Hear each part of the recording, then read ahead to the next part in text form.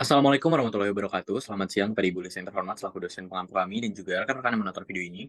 Perkenalkan, kami dari kelompok 5 Manajemen Pemasaran kelas C akan mempresentasikan mengenai materi Weekly Media RPS, yaitu cara menjangkau konsumen. Untuk next slide-nya, di sini dapat dilihat di slide kedua, yaitu ada anggota tim kami. Yang pertama ada saya sendiri, Lavina Baja Farana, NRP 09. Saya Rinda Rami, NRP 008. Saya Muhammad Akmal, NRP 133. Saya Hatria Nugraha, NRP 074. Oke, di sini ada outline pembahasan dari 1 sampai 4 subtopik. Langsung saja masuk ke pembahasan pertama. Yang pertama, saya akan menjelaskan tentang penggunaan antropologi digital. Sebelumnya, apa itu antropologi digital? Antropologi digital itu menjelaskan tentang hubungan manusia dengan teknologi digital. Yang pertama, ini ada metode antropologi digital dalam pemasaran. Yang pertama ada social listening. Social listening merupakan proses proaktif untuk memonitoring apa yang dikatakan kepada suatu brand di internet. Fungsinya yang pertama untuk mengevaluasi pemasaran konten, mengidentifikasi prospek dan memahami prospek dalam penjualan sosial. Yang ketiga adalah untuk riset pasar. Dan yang keempat adalah dalam manajemen sosial customer relationship untuk mengidentifikasi keluhan tentang merek. Selanjutnya yang kedua ada etnografi. Etnografi itu dikembangkan oleh Robert Kozinets. Etnografi merupakan bentuk hubungan antar manusia dalam proses riset pasar melalui komunitas online. Jika di etnografi ini, peneliti harus masuk ke dalam suatu komunitas. Misalnya, peneliti ingin meneliti tentang riset pasar K-popers. Jadi mereka harus masuk ke komunitas para K-popers, misalnya masuk ke grup sosial media para K-popers. Selanjutnya ada empathic research. Empathic research ini merupakan penelitian yang memerlukan observasi langsung, dialog, brainstorming, dan kolaborasi antara peneliti dan masyarakat. Empathic research merupakan metode yang paling dekat dengan etnografi tradisional. Pada empathic research ini, peneliti harus bisa menemukan latent needs dari apa yang diteliti. Apa itu latent needs? Latent needs itu kebutuhan konsumen yang sebenarnya tersembunyi atau sebenarnya tidak tersembunyi, namun mereka tidak bisa mengungkapkan kebutuhan tersebut. Selanjutnya ada 6 attributes of human centrics. Yang pertama ada physicality. Physicality itu brand yang bagus adalah brand yang memiliki daya tarik atau keunikan baik dalam segi produknya ataupun mereknya. Contohnya adalah Google. Ketika Google memiliki logo, Google akan misalnya ada event-event tertentu. Nah, logo di Google itu akan mengikuti desain event-event tertentu. Contohnya pada Hari Anak, desain logo di Google itu adalah gambar tentang anak-anak. Selanjutnya ada intellectuality. Intellectuality itu brand yang bagus adalah brand yang dapat berinovasi dan menemukan terobosan-terobosan terbaru. Contohnya adalah merek Tesla, dia selalu berinovasi untuk menemukan terobosan-terobosan baru. Contohnya dengan mengeluarkan mode autopilot. Selanjutnya ada sociability. Sociability itu suatu brand bisa berkomunikasi sosial kepada konsumen. Contohnya adalah PT KAI. PT KAI di Twitter mereka berkomunikasi dengan para masyarakat Twitter tidak secara yang terlalu serius, tapi juga memberikan humor-humor yang cocok untuk masyarakat Twitter. Selanjutnya adalah personability. Personability itu memiliki kepribadian yang baik, yaitu secara sadar mereka tahu apa kekurangan di merek mereka dan apa kelebihan di merek mereka. Selanjutnya ada emotionality. Brand memberikan hubungan emosional kepada calon konsumen. Contohnya di iklan Dove, mereka pernah membuat iklan tentang insekuritas para perempuan tentang rambutnya. Selanjutnya ada morality. Morality itu memberikan kesan moral yang bagus kepada konsumen. Contohnya adalah iklan Pepsodent. Pepsodent pernah membuat iklan tentang setiap yang membeli produk Pepsodent, mereka akan secara tidak langsung memberikan sedekah sahur kepada orang-orang yang membutuhkan. Selanjutnya ada STP pada pasar desa. Next, yang pertama ada segmentation, yaitu identifikasi beragam segmen konsumen di pasar desa berdasarkan karakteristik seperti usia, pendapatan, preferensi, dan kebutuhan. Pasar desa bisa memiliki segmen yang berbeda-beda dengan preferensi yang berbeda pula. Misalnya, segmen petani, segmen pemilik toko kecil, atau segmen pelajar. Next. Yang kedua terdapat targeting, yaitu setelah melakukan segmentasi, kita melakukan targeting. Pilih segmen pasar yang paling sesuai dengan produk atau layanan yang kita berikan. Fokuskan upaya pemasaran Anda pada segmen tersebut. Misalnya, jika Anda menjual peralatan pertanian, mungkin lebih tepat untuk memilih segmen petani di pasar desa sebagai target utama. Next. Yang ketiga ada positioning, yaitu adalah cara terbaik untuk memposisikan produk atau layanan yang Anda berikan di mata segmen pasar yang Anda pilih. Ini termasuk menentukan pesan pemasaran yang sesuai, harga yang cocok, dan saluran distribusi yang efektif.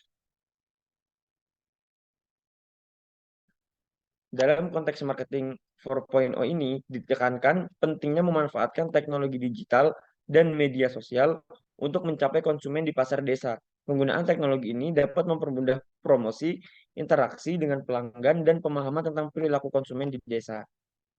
Oke teman-teman, tadi kita udah bahas tentang antropologinya, udah bahas juga STP pada pedesaannya, tentang segmenting, target positioning. Sekarang kita akan belajar tentang analisis Porter 5. Oke, boleh next slide aja. Di sini objektifnya adalah kita belajar bagaimana kita mengetahui kalau di pasar itu ada banyak tipe persaingan. Ada tipe persaingan oligopoli, monopolistik, pasar persaingan sempurna, dan yang lain-lain. Nah, gimana caranya kita tahu ketika kita memasuki suatu pasar, gimana kita bisa memahami bahwa bisnis kita udah nyampe level mana nih? Kita udah melakukan yang cukup baik belum di pasar persaingan pasar yang kita masukin.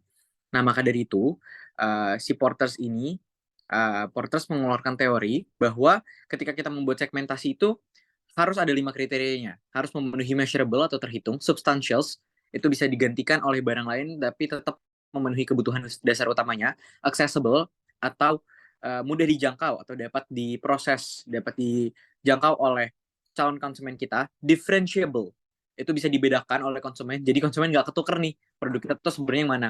Dan yang terakhir ada actionable, bisa dieksekusi di pasar persaingan. Kemudian, ada 3 generic strategi, ada tiga strategi generik atau strategi yang bisa dilakukan untuk menghasilkan starting point yang bagus untuk strategic thinking. Yang pertama adalah overall cost leadership. Jadi ada perusahaan yang memanfaatkan cost secara keseluruhan. Dia mainnya di supply chain, gimana dia meminimalisir cost agar menang di pasarnya, di pasar persaingan. Ada juga yang differentiation, jadi dia membuat bisnis yang benar-benar unik atau bisa dibedakan, jadi sehingga dia bisa menjangkau pasar yang berbeda gitu loh. Dan yang terakhir adalah fokus. Ada bisnis yang emang dia benar-benar fokusnya udah di rumpun itu, dia fokusnya ke satu produk aja atau beberapa produk tapi fokus di rumpun yang sama, sehingga ketika kita udah dengar kayak Aqua, ketika kita mendengar Aqua, oke, kita tahu itu air putih. Kenapa? Karena dia fokusnya cuma di minuman mineral. Oke, next slide lagi. Kemudian ketika kita sudah mengetahui hal tersebut, kita kan pengen tahu nih, kita posisi bisnis udah di mana. Kita harus menganalisis di persaingan itu kita udah cukup kompetitif apa belum. Apakah selalu perusahaan yang menang itu adalah yang menjual produk paling banyak, atau yang valuasinya paling besar, atau yang dividen yang paling tinggi? Tidak seperti itu. Namun perusahaan dapat dibilang mampu bersaing, kompetitif, atau sukses dari profitabilitasnya. Apakah perusahaan itu profitnya udah tinggi? Nah, gimana sih kita dapat profit? Menurut Porter 5 Theory, ada 5 pendefinisian di mana profit itu bisa diambil. Di sini ada buyer or customer, supplier, substitute product, dan existing rivals atau new entrants. Ini sebenarnya adalah bagaimana kita mengevaluasi akar permasalahan, akar sumber dari profitabilitas dalam suatu industri agar kita dapat menentukan apakah bisnis kita sudah berkompetensi atau belum. Next slide. Untuk next slide-nya itu sebenarnya ini dia strategi dari Porter 5, bisa dilihat. Ini saling berkesinambungan. Trade-off substitutes itu apa sih? Trade-off substitutes adalah di mana produk kita nih sebenarnya bisa digantiin nggak sih sama produk lain.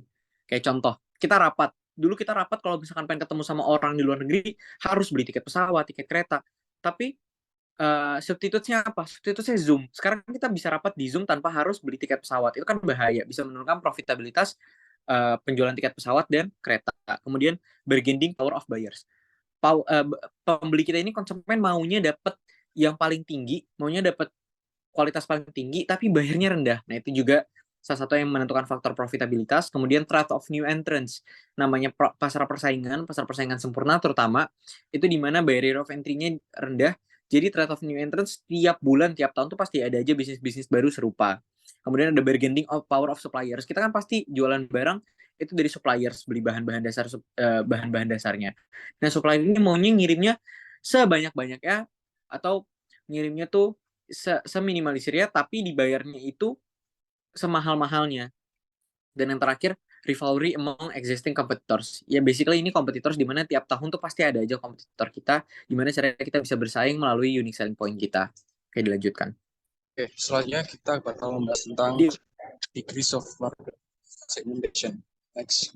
Yang pertama ada segmen market. Di sini pemasaran segmen itu terdiri dari beberapa kelompok pelanggan yang punya keinginan dan kebutuhan yang serupa, sehingga tugas pemasaran di sini adalah identifikasi dan memutuskan segmen pasar mana yang nanti dia bidik, sehingga perusahaan dapat merancang produk, memberi harga produk, lepaskan dan memberikan produk lebih baik lagi. Terus untuk segmentasi pasar ini secara umum dibagi menjadi 3, yaitu segmentasi demografis, geografis, dan psikologis. Next. Nah, ini untuk contohnya produk kecantikan MS Glow. Di sini segmentasi demografisnya itu perempuan usia 13 sampai 21 tahun. Sementara itu segmentasi geografisnya kita targetkan pada konsumen di wilayah perkotaan di seluruh wilayah Indonesia. Kemudian segmentasi psikografisnya itu ditargetkan pada kepentingan dalam merawat diri agar terlihat cantik. Selanjutnya yaitu niche market. Jadi pemasaran niche itu adalah kelompok pelanggan yang lebih sempit mencari tawaran manfaat yang berbeda. Pemasaran akan mengidentifikasikan dari satu segmen menjadi sub-sub segmen. Pemasaran niche ini didefinisikan sebagai inisiatif pemasaran yang diajukan untuk menangkap sejumlah kecil pembeli di pasar. Strategi pemasaran niche selalu bertujuan untuk menangkap target pasar yang jelas. Oke, next. Selanjutnya kita bakal ke contohnya. Nah, di sini ada toko hewan. Misalnya nih, kita adalah seorang yang suka binatang, maka kita menargetkan pet owner sebagai niche marketnya. Nah, beberapa contoh ini bisa menjadi ide untuk kita jual di toko kita. Seperti kamera hewan peliharaan untuk melihat interaksi dengan hewan, kalung hewan peliharaan, lalu ada makanan, hewan, aksesoris hewan. Yang intinya market di sini tuh lebih jelas terarah. Caranya yaitu lokal market. Jadi lokal market merupakan pemasaran yang memunculkan program pemasaran yang biasanya disesuaikan khusus untuk kebutuhan dan keinginan kelompok pelanggan secara lokal. Next, untuk contohnya. Sini kami mengambil contoh kopi Starbucks. Misal, kopi Starbucks ini pernah berada di lingkungan yang mayoritas warkop ini. Nah, warkop ini rata-rata menjual kopi hitam, tapi di Starbucks ini tidak menjual kopi hitam, maka kopi Starbucks harus menyesuaikan diri dan menjual menu kopi hitam. Selanjutnya yaitu pemasaran individual. Nah, pasar individual ini lebih ke konsumen satu persatu ya. Jadi lebih one by one. Kemudian di pemasaran individual ini lebih langsung gimana bro? Lebih langsung ke target pasarnya. Jadi tiap kali pembeli datang, penjualnya bakal langsung menuju ke pembeli. Langsung saja ke contoh. Nah, di sini seperti ibu-ibu yang menawarkan Tupperware kepada ibu-ibu lain, lebih seperti apa ya?